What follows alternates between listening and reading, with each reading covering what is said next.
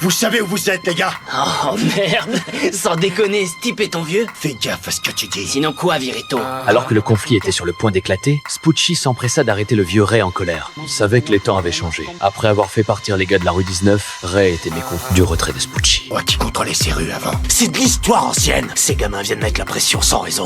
Y a plus de code d'honneur. Mais il ignorait qu'un autre problème se profilait à l'horizon. Dans l'après-midi, ce groupe d'individus s'introduisit directement dans le fast-food où il travaillait. Qu'est-ce que je vous sers? Des spaghettis, une bonne petite pizza, poulet frit et de la gelée, Virito. Vous feriez mieux de vous tirer.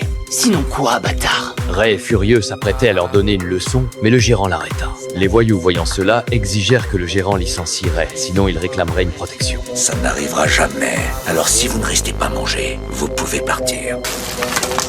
Alors que le gérant pensait avoir tout réglé, la véritable vengeance venait à peine de commencer. Les voyous de la rue 19 revinrent, cette fois avec encore plus de mots. Vamos a partir la madre.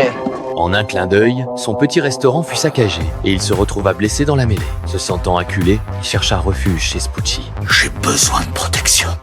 Cette attaque détruisit complètement le sentiment de sécurité du gérant. Il commença à être extrêmement anxieux pour les déplacements de son fils. Non, je vais te conduire. Et venir te récupérer, c'est plus prudent. Papa, t'es chelou là, c'est un peu flippant. Je suis d'accord. Dwayne, il va rien lui arriver sur le trajet de Brentwood. Mais on ne sait pas ce qui peut se passer. Ça devient vraiment merdique ici. Mais sa femme et son fils ne comprenaient rien, pensant qu'il faisait une montagne d'un rien. Et tout cela n'était que le début, la véritable crise était encore à venir.